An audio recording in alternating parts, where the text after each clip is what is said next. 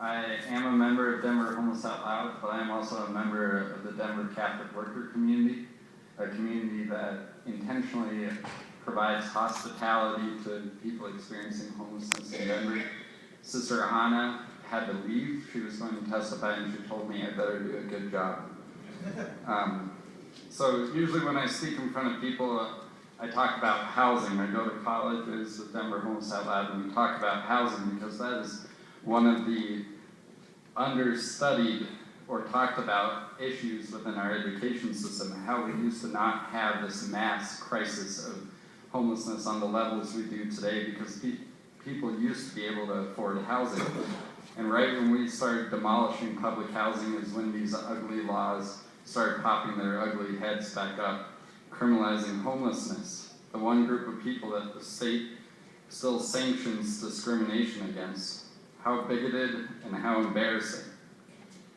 But today I'd like to speak personally. As a person of faith, I believe we belong to each other. I believe we are part of one body, as St. Paul says. So I cannot simply live life without thinking about my sisters and brothers living out on the street and being harassed daily, their rights being trampled on. In January, the Catholic Worker House caught fire. We don't know how the fire started, but what we do know is that 12 more people in Denver go without housing tonight. And there's no room at all in the city of Denver where a couple, married or unmarried, can stay together in the shelter system. I want you to ask yourself that if you yourself was homeless and the shelter system asked you to separate from your wife or your husband or your partner, what choice would you make to go into this ultimately more degrading service than if you had your own housing, or to choose to be with your partner? Now, a lot of our friends and our supporters have been very generous in trying to help us rebuild, but that means very little in today's market where we ourselves are being priced out of the neighborhood we've been in for 38 years. And the people who did not offer assistance in helping us rebuild is the government. All that they did was offer to connect us with the already overburdened shelter system that is in place.